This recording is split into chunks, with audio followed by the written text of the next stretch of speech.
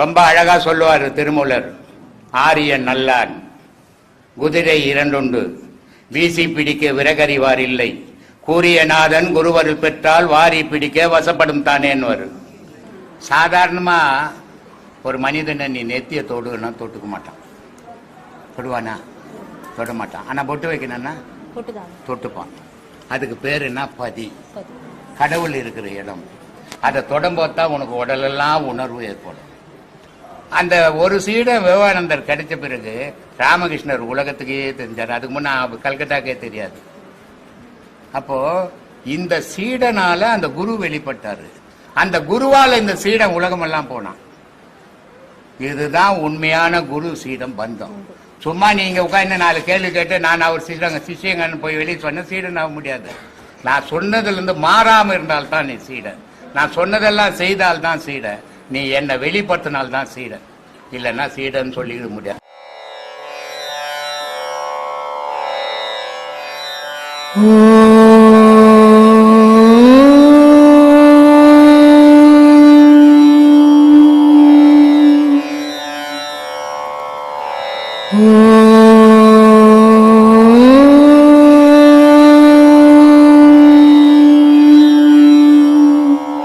ஞானிகளை பற்றி தெரிஞ்சுக்கும் போது அவருக்கு சும்மா இரு அப்படின்னு சொல்றது மௌனோபதேசம் சும்மா இருன்னு சொல்லியிருக்காங்களா, இல்லைன்னா அதுக்கு அர்த்தம் என்னங்க? நீங்க என்ன வேலை செய்றீங்க? நான் ஐடி இன்ஜினியர் இருக்கேங்க. ஏம்பா? Computer science engineer. இப்போ நாளைக்கு போய் என்ன பண்ணிடுறேன்னு அதை எழுதி கொடுத்துடும். வேலையை விட்டு தூக்கிடுவாங்க. வேலையை விட்டு தூக்கிடுவாங்க.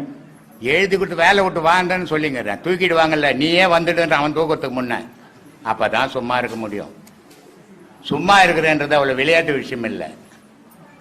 அதனால மகான் சொன்னாரு, சும்மா இருந்து சுகம் பெறுனா. நான் சும்மா இருந்து சுகம் பெறுனா நீ வேலை வெட்டி பொண்டாட்டி புள்ள குட்டிலாம் வச்சு சும்மா இருக்க முடியுமா? வயிறு இல்லை உனக்கு, பசி இல்லை உனக்கு, சம்பாதிக்க வேணா பொண்டாட்டி கட்டயத்து சாவடிச்சிடுவா. அதனால அதெல்லாம் பேசக்கூடாது. உனக்கு கொடுத்த உபதேசத்தை நீ சீரா பண்ணு. சும்மா இருந்தீன்னா வேலைக்கு போக முடியுமா? அப்புறம் எப்படி வருமானம் வரும்? அதுதான் ஞானத்துக்கு வழி. ஆனா இருக்க முடியாது மனுஷனால. இன்னைய சமுதாயத்தெல்லாம் ஒழிச்சே ஆகணும், ஓடி ஆகணும். கலியுகம் இது. அப்ப அவன் ஓடி ஓடி ஒழிச்சாதான் அவன் குடும்பத்தை அவன் காப்பாற்ற முடியும். அப்படி காப்பாத்தினாதான் அவன் நிம்மதியா வீட்டுல படுக்க முடியும். ஆனால் இதையும் தாண்டி இறைவன் இருக்கிறான்ற நினைவோட வாழுங்க. அதுதான் வாழ்க்கை. இந்த ஒரு பிரிவிலே நீ இப்ப நீ எதுக்கு ஐடியில வேலை செய்யற அளவுக்கு எதுக்கு படிக்கணும்? கடவுளை தேடுறவனுக்கு படிப்பு தேவையில்லை. ஏன்னா படிப்புன்றது மனம் சம்பந்தப்பட்டது, கடவுள்ன்றது அறிவு சம்பந்தப்பட்டது. அதுக்கு படிப்பு தேவை கிடையாது. இந்த பிறப்புல நீ சீரா செய்யணும்னா அடுத்த வாட்டி படிக்க மாட்டேன், வீட்டுல இருந்து சின்ன வயசுல ஓடி போடுவேன். அப்போ சும்மா இருக்க முடியும். இப்ப சும்மா இருந்தீங்கன்னா விபரீதமா மாறிடும். சொல்லு. அடுத்த கேள்வி, தன்னை அறிதல். அதுல நான் நிறைய ஆராயும் போது மனசு இருக்கு, புத்தி இருக்கு, உடம்பு இருக்கு. புத்தி சொல்றது மனசு கேட்க மாட்டேங்குது, மனசு சொல்றது நான் சொல்றது மனசு கேட்க மாட்டேங்குது. எதுவோ எல்லாம் கேட்டுச்சுன்னு சொன்னா இங்க ஒரு குறிக்காக்கா கூட இருக்காது. ஒன்னு சொல்றத ஒண்ணு கேட்டதுன்னா இங்க யாருமே வரமாட்டாங்க. ரொம்ப அழகா சொல்லுவாரு திருமூலர். ஆரியன் நல்லான், குதிரை இரண்டுண்டு, வீசி பிடிக்க விறகறிவார் இல்லை, கூறிய நாதன் குருவருள் பெற்றால் வாரி பிடிக்க வசப்படும் தானேன்னு. அப்போ இந்த 5 புலன்கள் இருக்குது, 5 திசையில ஓடுது. இதை சேர்த்து பிடிக்கும் என்னால முடியல, நான் என்ன சாமி பண்றதுன்னு திருமூலர் கிட்ட கேட்டா திருமூலர் சொல்றாரு, நல்ல குரு கிட்ட போ. குரு கிட்ட போறது பெரிய விஷயம். ரோட்ல போறவங்கலாம் குரு கிட்ட வந்துடலாம். ஆனா நல்ல சீடனா இரு, குரு சொன்னதை தப்பாம செய். இந்த 5 புலனும் வாரி பிடிச்சி நான் வசப்பட்டுட்டோன்றாரு. ஆனா நான் இங்க எல்லாருக்கும் சொல்லிடுறேன், கேட்டாண்டே எல்லாம் நான் சொன்னதெல்லாம் கொட்டிட்டு வீட்டுக்கு போயிடுறான். ஏன்னா இங்க சொன்னதை நான் வீட்டுக்கு எடுத்துன்னு போனா அந்த ஆள் சொல்லிடுவான், நான் வீட்டுல யார் வம்பு படுறதுன்றான். இப்படி இருக்குது. அதனால இங்க இந்த மக்கள்லாம் என்ன எவ்வளவோ விஷயங்களை இந்த உலகத்துக்காக சொல்லணும்னு சொல்லின்னு இருக்கிறேன். ஆனா மக்களுடைய மனம் எப்படின்னா கருங்கல் மாறிக்குது. ஆணி அடிச்சா இறங்க மாட்டேங்குது, வளைஞ்சு போகுது, உடைஞ்சு போகுது. ஆனால் மண் செவத்துல ஆணி அடிச்சா சருன்னு போகும். இந்த மனமாகப்பட்டது மண் செவர் மாதிரி இருக்கணும். நான் பேசுறது அப்பதான் மனத்துக்குள்ள இறங்கும். கல்ச்சர் ஒரு மாதிரி இருந்தா நான் என்ன கத்தனா கூட இந்த மனுஷனுடைய மனசுக்குள்ள போல அது. அந்த காதோட போன விஷயத்த கேட்டோட கொட்டிட்டு வீட்டுக்கு போயிடுறான். அப்புறம் எப்படி ஞானம் கிடைக்கும், எப்படி மாறுதல் கிடைக்கும்? இப்ப உனக்கு முன்ன பேசினவர் ஒரு பெரிய வக்கீல் ஹைகோர்ட்ல இருக்கிறாரு. அவர் என்ன பண்றது, சமுதாயத்துல தவறுகள் நடக்கக்கூடாதுன்னு அவர் நிறைய பாடுபடுறாரு. ஆனா சமூகத்துல தவறுகள் நடக்கக்கூடாதுன்னா உன்னை பாதுகாத்துக்கிறதுக்கு ஒரு கூட்டம் இருக்கணும். நீ தனிப்பட்ட வக்கீலா இருந்து நான் சமுதாயத்துல தவறுகள் நடக்கக்கூடாதுன்னு சுட்டி காட்ட ஆரம்பிச்சேன்னா விபரீதங்கள் நடக்க ஆரம்பிச்சிடும். அதை தான் அவருக்கு சொல்லி அமைச்சேன், உனக்கு வான அந்த வேலையை, உன் வேலையை மட்டும் நீ செய்யிட்டு. அது மாதிரி இந்த பாழா போன உடம்புக்குள்ளக்கிற மனம், சித்தம், புத்தி, அகங்காரம்னு 4 பொருள் இருக்குது. அது 4 திசையில ஓடும். அதை குரு சொன்னபடி அவன் வீட்டுக்கு போயும் இங்க என்ன சொன்னா அதையே செய்தான்னா அது அடங்கும், இல்லைன்னா அடங்காது. கடைசி கேள்வி, நீங்க மனமே குருன்னு சொல்லியிருக்கீங்க. மனமே குரு, மனசு வந்து குருன்னு இருக்கீங்க, மனமே குரு. ஆனா அந்த மனசு பாக்குறதுலாம் ஆசைப்படுறியா? பாக்குறதுக்கெல்லாம் ஆசைப்படுது, பொருளை பார்த்தா ஆசைப்படுது. மனம் என்ன ஒண்ணு இல்லப்பா. மனம் இப்போ இருதயம் இருக்குது, அது கூட என்னென்ன இருக்குது, ரத்த குழாய் இருக்கு, மண்ணீரல் இருக்குது, கல்லீரல் இருக்குது, நுரையீரல் இருக்குது. இந்த மாதிரி 5 பஞ்சபூதத்தினுடைய நிலையும் ஒன்னா சேர்ந்ததுதான் ஒரு கொலை இல்லையா? ஆனா மனம்னு குடல் கீழே போனா நம்ம சாப்பாடு ஆகாரம் போடுறது, அதை ஜீரணப்படுத்துறது, குடல் கிடல் எல்லாம் இருக்குது. மனம்னு என்ன பொருள் இருக்குது? உடம்பு உச்சந்தலைந்து உள்ளங்காலுக்கு தொடர்ந்து உணவு ஏற்படுது இல்லையா? அந்த உணவு தான், அந்த உணர்வுக்கு எது காரணமாகுது? உயிர் காரணமா இருக்குது. அந்த உயிரோட எண்ணங்கள் சேரும்போது அது மனமா மாறுது. மனமா மாறும்போது உன்னை நீ பார்க்கும்போது மனம் அடங்கும், உலகத்தை பார்க்கும்போது மனம் அடங்காது. நீ ஒரு ஐடி கம்பெனில போனா 4 பேர் 4 சொல்லுவாங்க, 4 பேரையும் கேட்கணும். நீ நான் என்ன பார்க்கணும், நான் யாரையும் பார்க்க மாட்டேன்னு தெத்தி போடுவாங்க உன்னை. அதனால எடுத்த உடனே உச்ச மரத்துக்கு ஏறிடக்கூடாது, பொத்துன்னு கீழே வந்துடுவீங்க. கொஞ்சம் கொஞ்சமா ஏற முயற்சி பண்ணுங்க, அது நல்லபடியா எடுத்து போய் சேர்க்கும் உங்களை. அதனால ஒரே நாள் இந்த உபதேசங்கள் பெரிய கடவுள் ஆகிறதுக்கு நான் உபதேசம் கொடுக்கல, என்னால் ஆக்கவும் முடியாது. பெரிய ஞானி ஆகாத, நல்ல மனிதர் ஆகிறதுக்காவது இதுல பழகுங்க. நான் உபதேசம் கொடுக்கறத நல்ல மனுஷனா இருக்கணும்ன்றதுக்கு நான் உபதேசம் கொடுத்துருக்கிறேன். ஏன்னா தோற்றங்கள் மனித தோற்றங்கள் தான், ஆனா உள்ள மிருகங்கள் 1000 வாழுது. அதுல அந்த 1000 மிருகங்கள் 1000 ஆட்டி படைப்பு பண்ணுது, நன்மையை செய்து உலகத்துல தீமையை செய்து எல்லா செயல்களுக்கும் ஈடுபடுது. ஆனா அந்த மிருகத்தை தூக்கி வெளியே போட்டு நல்லதை மட்டும் மனசுக்குள்ள வச்சுக்கணும், மனிதனா ஆகிறதுக்கு பழகுங்க. அந்த பழக்கத்துக்கு தான் இங்க உபதேசம் கொடுத்துங்கிறேன். அதை பழகினீங்கன்னாவே தீமையிலிருந்து நீங்க வெளியே வருவீங்க, பாவத்திலிருந்து நீங்க வெளியே வருவீங்க, இறைவனுடைய அருள் உங்களுக்கு கிடைக்கும். இதை 3க்காக தான் இவ்வளவு காட்டு கத்தின்னுக்கிறேன். அதனால அதை நினைச்சு செய்யுங்க. எடுத்த உடனே உச்சந்தலைக்கு போயிடக்கூடாதுன்னு நினைக்க முடியாது, போகக்கூடாது. அப்படி போனீங்கன்னா பொன மாதிரி கடப்ப, பொன மாதிரி கண்ட உன் பொண்டாட்டி செத்து போட்டு என்ன எடுத்து போட்டுருவா. ராமகிருஷ்ண பரமஹம்சர் ரொம்ப அழகான ஒரு கதை சொல்லுவார். ஒரு சீடர் அவருக்கு, அவர் சொல்றாரு, உலகத்துல என் பொண்டாட்டி மாதிரி கருணை உள்ள பொண்டாட்டி யாரும் இல்லைங்க அப்படின்றாரு அவர். ஏன்னா இது ஒவ்வொரு புருஷனும் ஏமாந்து போறதுக்கு வழி அது. உடனே எங்க அம்மா மாதிரி ஒரு அம்மா உலகத்துல இல்லைங்க அப்படின்றாரு அந்த சீடர். அப்படியாப்பா, இதெல்லாம் நம்ப கூடாதுப்பா, நீ உன்னை நம்பணும்பான்றாரு. இல்லைங்க, நீங்க சொன்னா நான் எடுத்துக்க மாட்டேங்க, என் பொண்டாட்டியினுடைய செயல் எனக்கு தெரியாதா, எங்க அம்மாவனுடைய செயல் எனக்கு தெரியாதா அப்படின்றாரு. அப்படியா, நீ தெரிஞ்சுக்கணுமா, நேரா போ. அவர் அடாயோகம்னு செய்வார். அடாயோகம் கேள்விப்பட்டுக்கிறியா? அப்படியே செத்து போன மாதிரி கை காலெல்லாம் நீட்டிக்கு நிற்பான். அது மாதிரி போய் அடாயோகம் பண்ணி படுத்துக்கோன்றாரு. இவர் படுத்துக்கினாரு. எல்லாருக்கும் செத்து போட்டாங்கன்ட்டு அலௌன்ஸ் பண்ணிட்டாங்க. அலௌன்ஸ் பண்ணோன்னு ஊர் ஜனம் வந்துடுச்சு. ஆனா பணத்தை போய் வெளியே போடணும். பணத்தை தூக்கின்னு போனா கையங்கால் நீட்டிங்கல, நல்லா செத்து போயிருந்தா அது வாசப்பட்டியில் எடுத்துன்னு போயிடலாம். இது கையங்காலம் மோச்சின்னுக்குத. உடனே ஊர் ஜனம் என்ன பண்ணுச்சு, கெட்டப்பாரு எடுத்தது வாசப்பட்டியை குத்தி அகலப்பட்டு எடுத்து போயிடலாம். உடனே பொண்டாட்டி சொல்றா, அந்த பாழா போன வச்சுக்கிட்டு இந்த ஒரு வீடு தான், இதை வேற ஒச்சு போட்டுறாதீங்க அப்படின்ட்டான். அதையும் கேட்டுக்கணும். இவன் பணம் போடுறதுக்கு ஒரு பெஞ்சு வேணும். அவங்க அம்மா பத்துங்கிறாங்க. அந்த பெஞ்சு வேணுமா, பணம் போட்ட பிறகு அப்புறம் எடுத்து பண்ண பிறகு நீ பத்துக்குமான்றாங்க. அவன் எனக்குன்னு வச்சது இந்த ஒரு பெஞ்சு தான், இதை வேற நீங்க எதுவும் போனா சுடுகாட்டுக்கு தாண்டா போய் போடணும்னு பெஞ்சை கொடுக்க மாட்டாங்க. அப்பதான் சொன்னா ராமகிருஷ்ணன் சொன்னது எவ்வளவு சத்தியமான விஷயம்.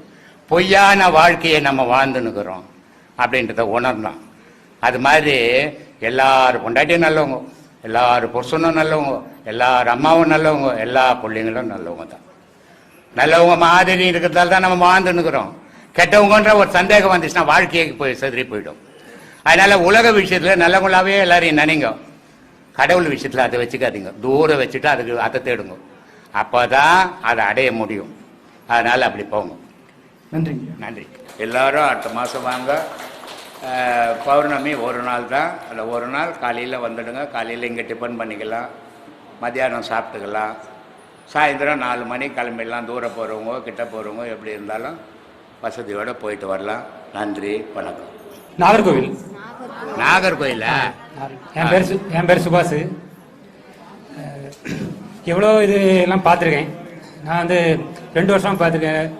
2 வருஷம் கொரோனாவாக இருந்து உங்கள் வீடியோ பார்த்துருக்கேன்.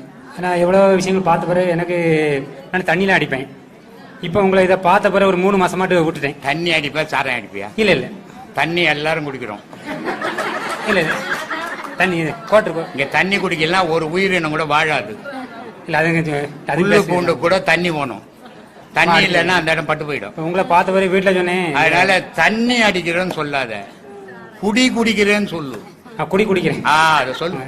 குடிச்சிருந்தேன். சரி. அப்ப வீட்டுல சொன்னேன், நான் குருவை பார்த்தாச்சுன்னா எல்லாமே விட்டுருவேன், என் வாழ்க்கையை மாத்திருவேன். ஐயோ, அதனால இந்த முடிவெல்லாம் இதுக்குள்ள எடுக்கக்கூடாது. எத்தனை உபதேசம் வாங்கிக்கிறேன்? 2 உபதேசம். 2 உபதேசத்துல இந்த முடிவெல்லாம் எடுக்கக்கூடாது. இல்ல இல்ல, வீட்டோடு போகணும்ல. நான் பார்த்தாச்சுன்னா எல்லாமே வாழ்க்கையில மாத்திருவேன். சரி. அப்ப உபதேசம் கேட்டு எல்லாமே மாற்றிட்டாங்களான்னு. நான் இப்ப தண்ணி அந்த பக்கமே போறதும் கிடையாது. என் வீட்லயும் பிள்ளைகள் ரொம்ப சந்தோஷமா இருக்கு. சரி. இன்னும் ஒரு கேள்வி சாமி. ஒரு 200 ரூபாய் சம்பாரிச்சா தண்ணி அடிச்சுட்டு வேலை செய்யிட்டு பாக்கெட்டில் 200 ரூபா போட்டோம்னா ஒன்று சாரை கடியை பார்த்தா அந்த 200 ரூபாய் சும்மா இருக்காது, போடணும். இல்லை எவனா தண்ணி அடிக்கிற நண்பன் பார்த்தா நம்ம எனக்கு ஒரு பெக் வாங்கி கொடுறான்னுவான். அந்த 200 ரூபாய் சும்மா போய் வீடு சேராது. அப்போ அந்த சாரை கடிக்கு போயிடும். வீட்டில் பிள்ளைங்க என்ன பண்ணுவாங்க, மெயினாக வருவார், ஏன்னா வாங்கின்னு வருவார் அப்படின்னு காத்து இருக்கும். ஆனால் கிடைக்காத போது அந்த பிள்ளைங்க என்ன நினைக்கும், இவன் எதுக்கு உயிராக இருக்கிறான், இவன் உயிராகிறத விட போகிறதே மேலாச்சு அப்படின்னு நினைக்கும் பிள்ளைங்க. அப்போது அந்த 200 ரூபாய் சம்பாதிச்சுட்டு 100 ரூபாய் அந்த குழந்தைங்களுக்கு ஏதாவது வாங்கின்னு போய் கொடுக்கும்போது நீயும் சந்தோஷமாகிற, உன்னையும் அந்த பிள்ளைங்க வாழ்த்துது, அதுங்களும் சந்தோஷமா இருக்கும். அப்போ மனிதனுடைய வாழ்வு எப்படி இருக்குன்னா, அடுத்தவன் சந்தோஷத்துக்காக வாழணும், அடுத்தவனை துக்கப்படுறதுக்காக வாழக்கூடாது. அது மிருகம். அது ஏன்னா காட்டில் ஒரு மான் வாழுது, நிலையில்லாத வாழ்வுல வாழ்ந்துங்குது. எப்ப எது வருமோ நம்மளை கொல்லுமோ. பாம்பு காட்டுல வாழ்ந்துனுக்குது, விஷமுள்ள பாம்பு. ஆனா எப்ப கீறி வருமோ கொல்லுமோ அப்படின்னு எல்லாமே வாழுது. ஆனா தைரியம் இல்லாத வாழ்ந்துனுக்குது. எல்லா உயிரினத்துக்கும் ஒரு உயிரினம் தீமை செய்தே வாழ்ந்துனுக்குது, அது உடலை வளர்த்துனுக்குது. ஆனா மனிதனுடைய உயிரினம் அப்படிப்பட்டது இல்லை. பல பேருக்கு உதவிகளை செய்யணும், பல நன்மைகளை செய்யணும், பல பேர் மனசுல உன்னுடைய மனசை பதிய வைக்கணும்.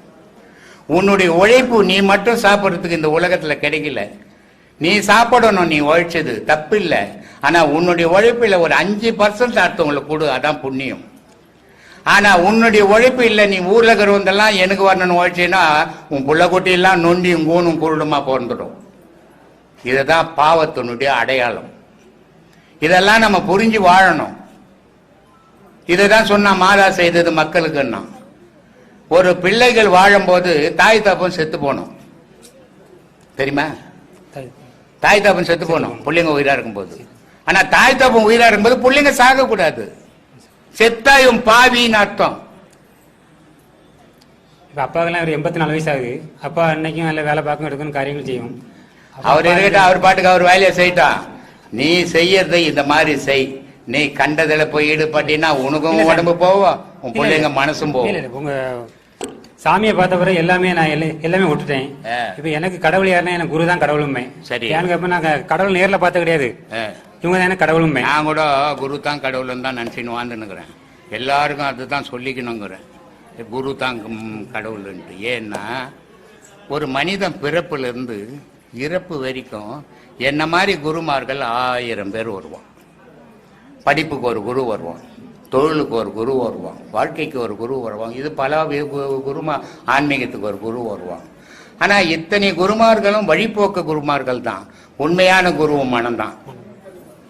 அதான் அது சொல்றபடி தான் நீ கேட்ப. இப்ப நான் சொன்ன உனக்கு குடிக்காதுன்னு சொல்லிட்டு யார் சொன்னது? மனம், மனம். எத்தனை வாட்டி உன் பொண்டாட்டி சொல்லியிருக்கோம், எத்தனை வாட்டி உன் அம்மா சொல்லியிருப்பா, கேட்கல. எத்தனை வாட்டி உன் அப்பா சொல்லியிருப்பா.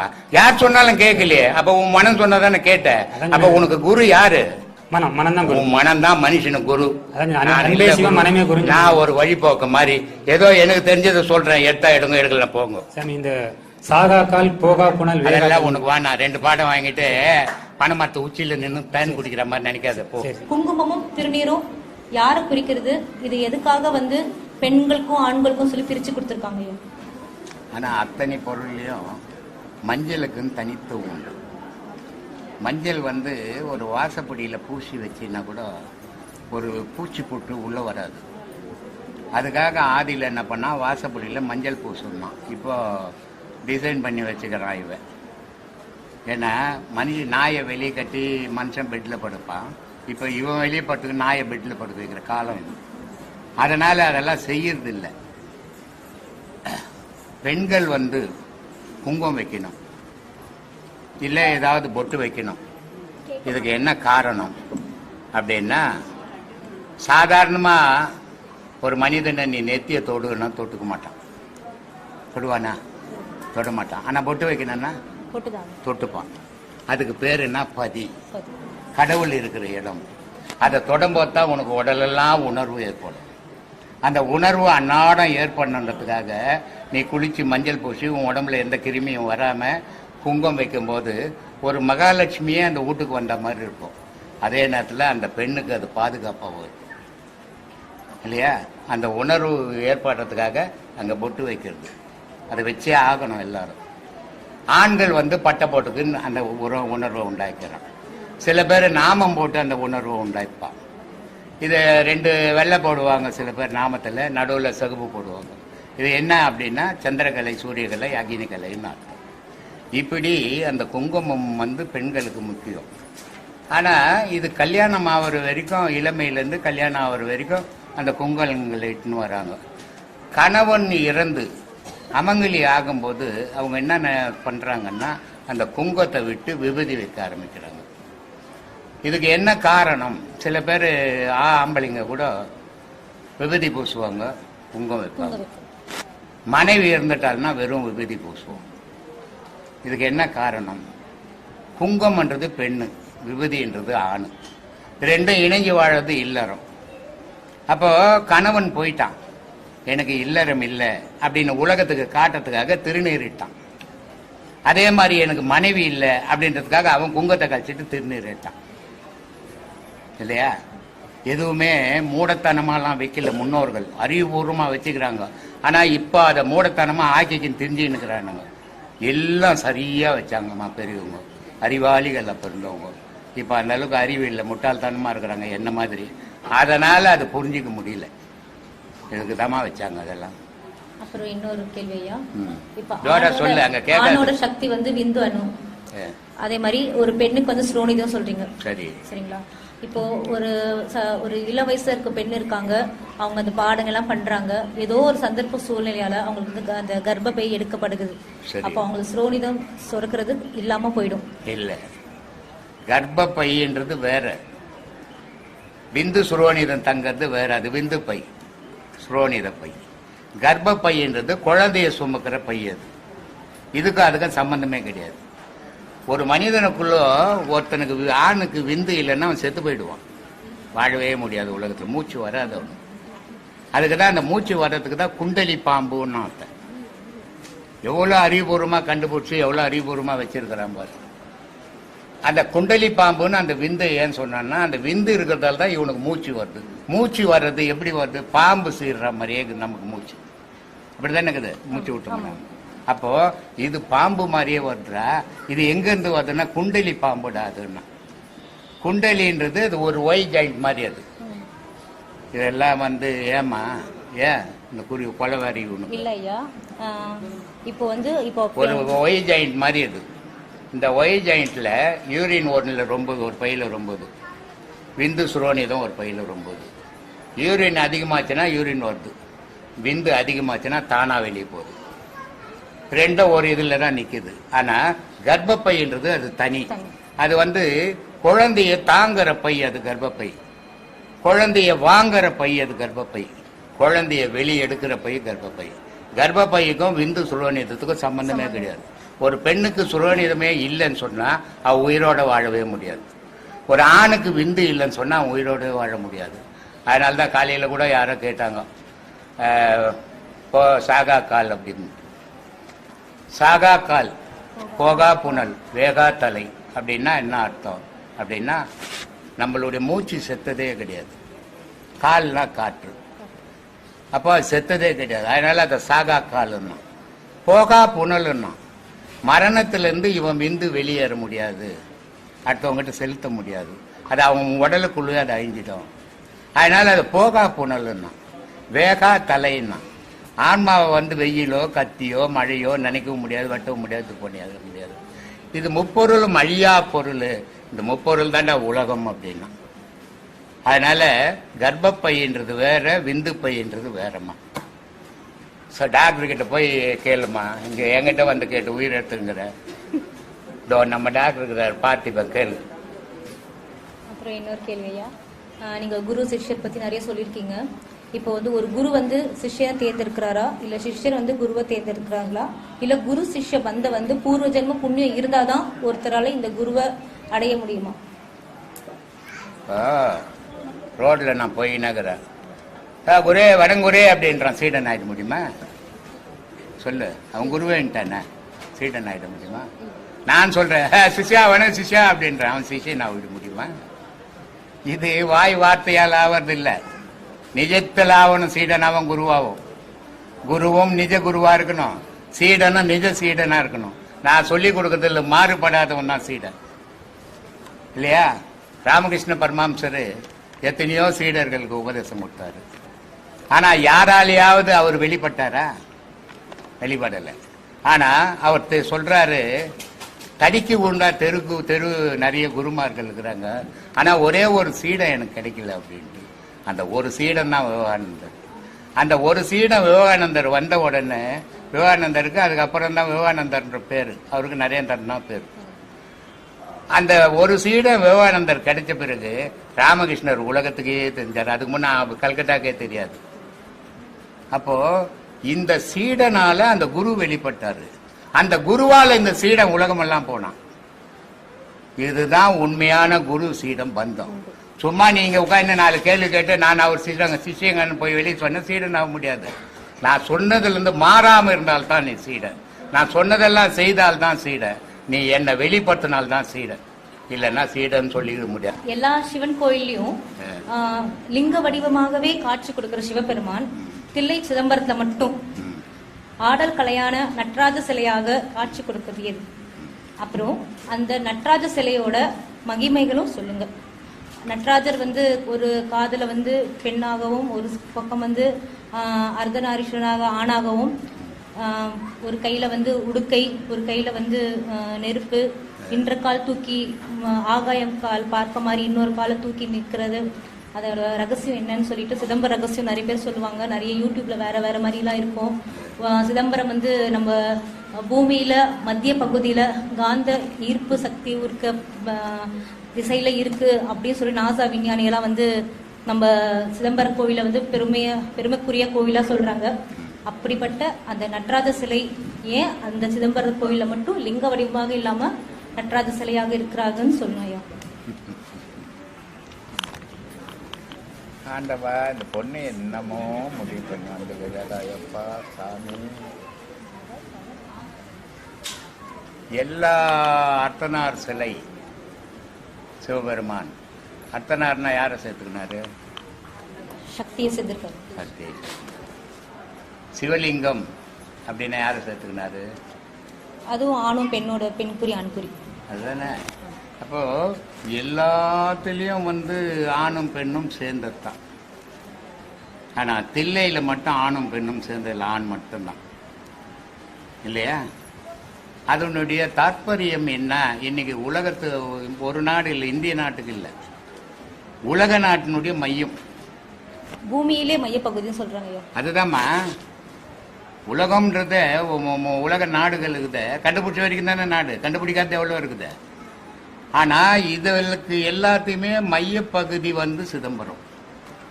இது இன்னைக்கு விஞ்ஞானம்ன்றது ஒரு 500 வருஷம் இல்லை 1000 வருஷம் தான் இருக்கும் கண்டுபிடிச்சி. அதுக்கு முன்னே எப்படி இந்த மையத்தை கண்டுபிடிச்சி வச்சிருப்பான்? அந்த சிவபெருமான் கால் ஊன்ற இடம் தான் மையம். இது எப்படி அதிசயம்? கிருஷ்ணதேவராயர் காலாஸ்ரீ கோயில் கட்டினார். அவரு ஆந்திரா மன்னர் இல்ல, அவர் தானே? தெரியாது, நான் படிச்சவன் இல்லை, என்கிட்ட வந்து பொய்யெல்லாம். நானும் ஹிஸ்டரிலாம் படிக்கலையா. கிருஷ்ணதேவராயர் வந்து காலாஸ்ரீ கோயில கட்டினார். பல்லவ அரசர்கள் காஞ்சிவரம் கோயில கட்டினாங்க. சோழ அரசன் தஞ்சையை கட்டினான். ஆனா இன்னைக்கு உலக மேப் எடுத்து பார்த்தீங்கன்னா இது மூணுமே ஒரே நேர்கோட்டில் இருக்குது. இது எப்படி கட்டியிருப்பான்? அப்ப எவ்வளவு பெரிய அறிவாளியா இருந்திருப்பான். இன்னைக்கு ஒரே ஒரு வீடு கட்டினா ஒரு செவருக்கு ஒரு செவரு கோணையா கட்டுறோம் இல்ல? ஒவ்வொரு மண்ணை தனித்தனியா கட்டினா ஆனா ஒரே நேர்கோட்டில் இருக்குது. இது எவ்வளவு பெரிய அதிசயங்கள். காரணம் என்ன அப்படின்னா, ஆதியில் இருந்த மன்னர்கள்லாம் ஞானியாகவும் இருந்தான். ஆதியில் இருந்த மன்னர்கள் ஞானிகளா இருந்தான். ஞானிகளா இருந்ததால அவனுக்கு உலகத்தினுடைய உண்மைகள் தெரிஞ்சது. அப்போ அதுக்கேற்ற மாதிரி அதுங்களை அமைச்ச ஆள்களை வச்சு அப்படி அமைச்சது சிதம்பரம் கோயில். இந்த சிதம்பரம் கோயிலினுடைய ரகசியம் என்னன்னா, ஆணும் பெண்ணும் இங்கே இணையணும். இது போகம்னு பேர். இதுக்கு போகம்னா இன்பம் இல்லையா? அதானே? இது ஒரு பெண்ணுனுடைய உடலும் ஆணுனுடைய உடலும் இணையும் போது இன்பம் போகம். ஆனா ஒரு ஆணுனுடைய உடல்ல பெண் இருக்கிறான், ஒரு பெண்ணுனுடைய உடல்ல ஆண் இருக்கிறான். ஆனா இந்த ஒரு உடல்ல இருக்கிற பெண்ணும் ஆணும் இணைஞ்சால் அது ஞானம். இந்த ஆடல் கலையா இருக்கிற நடராஜ வடிவம் அவர் ஏன் ஆடல் கலையா? ஆடல் கலை 64. எத்தனை? 64. 64.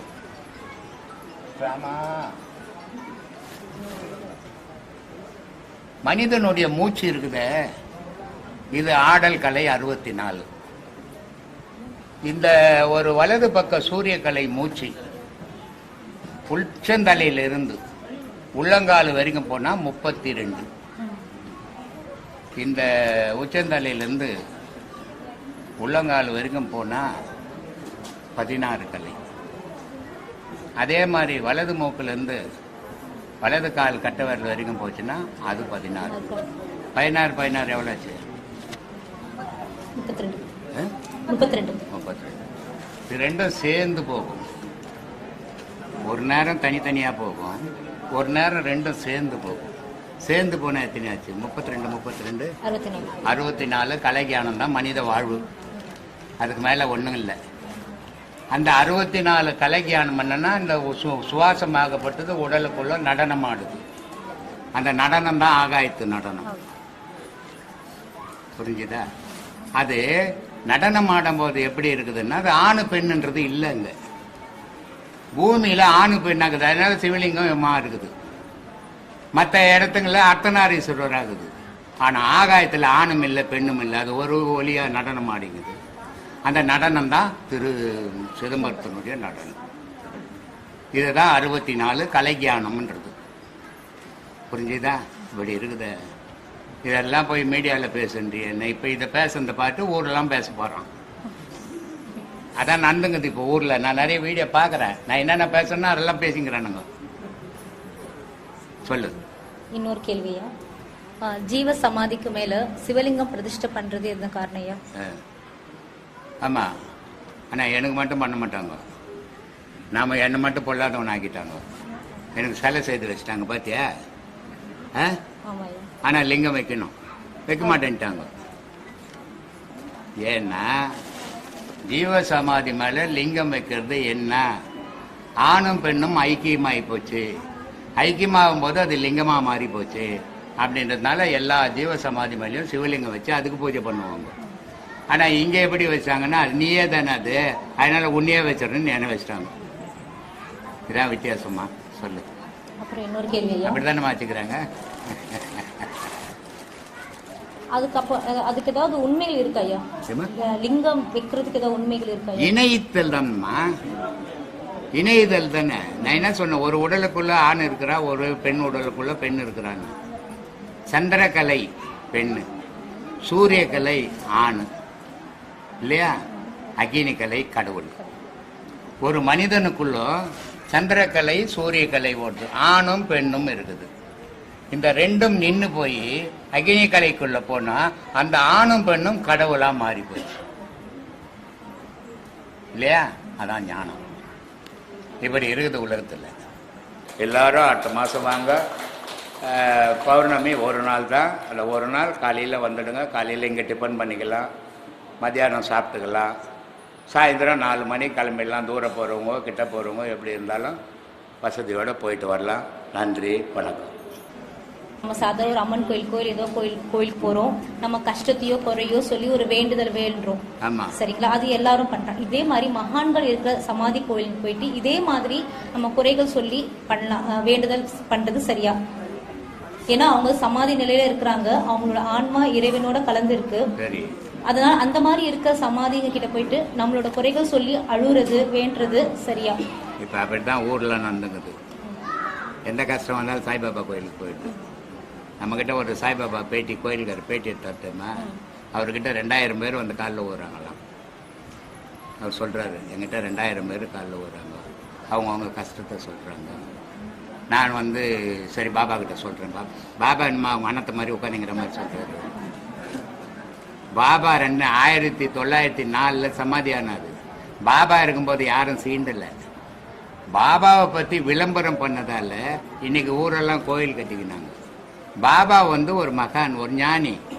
அந்த பாபா வந்து ஞானியாக இருக்கிற வரைக்கும் உலக மக்களுக்கு நன்மைகள் செய்தார். ஆனால் அந்த ஞானி மறையும் போது அது சிவத்தில் போய் இணைஞ்சு போகுது.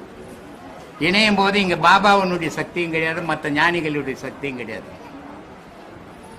எல்லாமே கடவுளுடைய சக்தியில் தான் நடக்குது. மனுஷனுக்கு மனசக்தியில் நடக்குது, ஞானிகளுக்கு கடவுள் சக்தியில் நடக்குது. அப்படி ஜீவ சமாதியில் போய் நீ வழிபடணும், நீ கும்பிடணும்னு சொன்னால் உனக்கு அந்த ஜீவ சமாதியில் இருக்கிற மகான்கள் உடலோ நம்பி இல்லை, மனத்தோடு அவங்க வாழலை, ஆன்மாவோடு வாழ்ந்தாங்க. நீ அந்த நிலையை உருவாக்கிக்கின்னு போய் அங்கே பிரார்த்தனை பண்ணீங்கன்னா கண்டிப்பாக வலிக்கும். ஆனால் நீ சராசரி மனுஷன் உன் காட்டில் வீட்டில் நடக்கிற பிரச்சனையெல்லாம் போய் மகான் கிட்ட சொன்னால் அவர் என்ன முட்டாளா கேட்டுன்னுக்கிறதுக்கு சொல்லு? இதெல்லாம் வந்து அறியாமல் ஏமாளித்தனம். நான் அவர்கிட்ட போய் சொல்லிட்டேன், இவர்கிட்ட காதா இருக்குது அங்கே சலிக்கு சொல்லு, வாயாக்குது அது பதில் சொல்றதுக்கு. உனக்கு அது ஒரு உருவம் செய்து வச்சுக்குது அங்கே அடையாளத்துக்கு. இப்போ நான் கூட இங்கே 18 மகான்களை செய்து வச்சுக்கிறேன். அவங்கள வழிபடுங்க, அவங்கள மனசில் நினைங்கன்னு தான் சொல்கிறேன். உன் கஷ்டத்தெல்லாம் சொல்லாங்க, தீர்ந்துடும் சொல்லலை. ஏன்னா அவங்கெல்லாம் நினச்சி, மகான்கள்லாம் நினச்சி, சாய்பாபாலாம் நினச்சி, எல்லா மகானும் நினச்சி கஷ்டம்லாம் தீர்ந்துடும்னா உலகத்தில் இன்னைக்கு இதில் ரஷ்யாவுக்கும் இதுக்கும் போரே நடக்காது. அவ்வளோ மக்கள் சாக மாட்டான். இங்கே கொரோனாஸ் வந்து லட்சக்கணக்கில் சாக மாட்டான். இதெல்லாம் வந்து அறியாமையில் மக்கள் வாழ்ந்துன்னுக்குறான். உண்மை தெரியல. என்னுடைய விதி தான் என் வாழ்க்கையை நிர்ணயம் பண்ணும், கடவுளோ ஞானியோ நிர்ணயம் பண்ண முடியாது. எந்த ஞானியாலையும் எந்த மனிதனுடைய வாழ்க்கையை நிர்ணயம் பண்ண முடியாது. ஆனா இவனுடைய ஆதங்கம் அதை போய் கும்பிட்டுன்னுக்குறான், இவனுடைய ஆதங்கம் அதுகிட்ட போய் சொல்லின்னுக்குறான். அது என்னமோ கேட்டுங்கிற மாதிரி. எந்த மகானுடைய சிலையும் நீ சொன்னீன்னா கேட்காதுமா. நீ பண்ற பிரார்த்தனையும் நடக்காது. அந்த ரமணர் ஆசிரமம் இருக்குது, பெரிய மகான், உத்தமன். ஆனா அவரை சுத்தி எத்தனை பிச்சை எடுக்கிறவங்கிறான் இல்ல. பெரிய கோயில் திருவண்ணாமலை கோயில், அங்க பிறந்தாவே மோட்சம்ட்டான். ஆனா எவ்வளவு பிச்சைக்காரன் ஒவ்வொருத்தரும் உட்காந்து லட்சம் ஆயிரக்கணக்கில் உட்காந்துங்கிறான். இது எல்லாம் வந்து அறியாமை.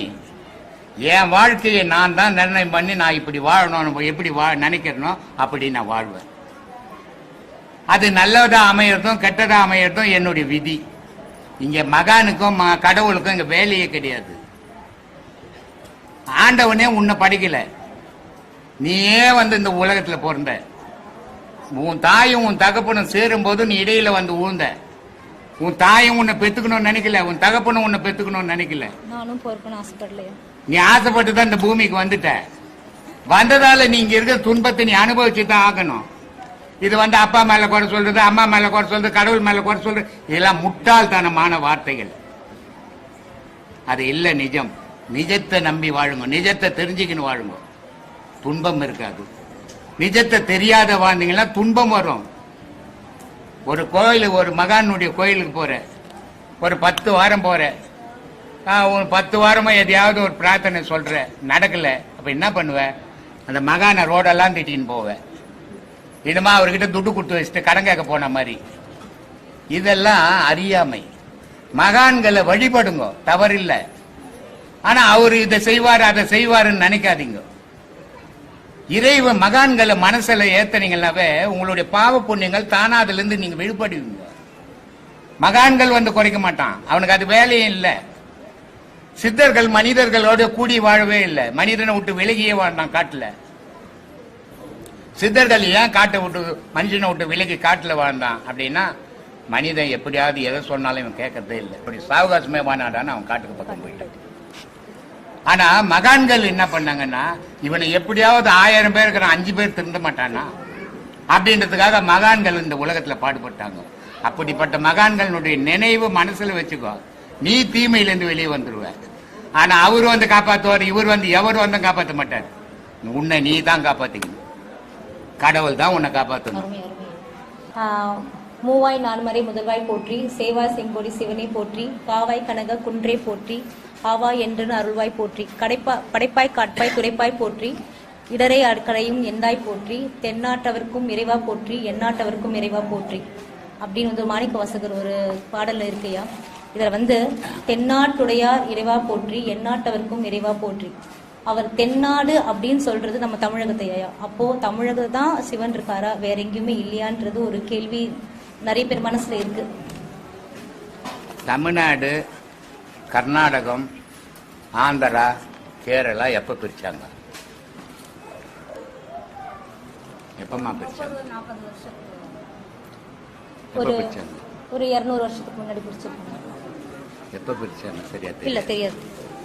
1962 பிரிச்சாங்க. 50 வருஷம் இல்லையா? 62 பிரிச்ச பிறகுதான் இத்தனை மாநிலமாச்சு. அதுக்கு முன்ன இத்தனையும் சேர்ந்து ஒரு மாநிலமா தான் இருந்தது. இமயமலை எதை நோக்கி நீ பாக்குது? ஒரு பக்கம் பாத்தீங்கன்னா அது சைனாவை நோக்கி பார்க்கும், ஒரு பக்கம் பார்த்தீங்கன்னா திபெத்தை நோக்கி பார்க்கும், ஒரு பக்கம் பார்த்தீங்கன்னா தமிழ்நாட்டை நோக்கி தான் பார்க்கும். இல்ல அப்போ இறைவன் இருக்கிறது தென்னாடு உடையா சிவனே போற்றி அப்படின்னா அந்த இறைவன் இதை நோக்கி பார்க்கறான். ஆனா இது தென்னாட்டு சிவனே போற்றி சொல்லிட்டேன், இது தப்பு தான். ஆனா எந்நாட்டவருக்கும் இறைவன் அவன் தான், அதுல தானே சொல்றான். தென்னாட்டு சிவனேன்னு சொல்லிவிட்டான் முதல்ல, இது தப்பு தான்பா. ஆனா இறைவன் ஒரு நாட்டுக்கு சொந்தம் இல்லை, எந்நாட்டவருக்கு உலகத்துல இருக்கிற நாட்டுக்கெல்லாம் அவன் தான் சொந்தம், அவன் தான் இறைவன். 2வது சொல்லிட்டார்ல, அப்புறம் என்ன சர்ச்சைக்கு வாழுது இல்லையா? நிறைய ஊர்ல இருந்து நம்ம சவுத் சைடு இருக்காது, அப்போ நம்ம அங்கெல்லாம் சிவன் இல்லையா அப்படின்றது நிறைய பேர். இது மனிதனுடைய மனம் எடுத்துக்கிற பக்குவமா? ஒரு குரு உபதேசம் கொடுக்கணும்னா எப்படி உட்கார்ந்து உபதேசம் கொடுக்கணும் தெரியுமா? மேல உட்கார்ந்து சிஷ்யன் கீழே உட்கார்ந்து, மேல உட்காந்து அந்தத்துல உட்காந்து எல்லாம் கிடையாது. அது முருகனும் சிவனும் உபதேசம் வாங்குறது, நீ மேல உட்காந்து கீழே. நம்மளாம் மனுஷன் உட்காந்து உபதேசம் கொடுக்கறது எப்படின்னா, இந்த திசையை பார்த்து சீடம் உட்காரணும், இந்த திசையை பார்த்து குரு உட்காரணும். இதுக்கு என்ன காரணம்?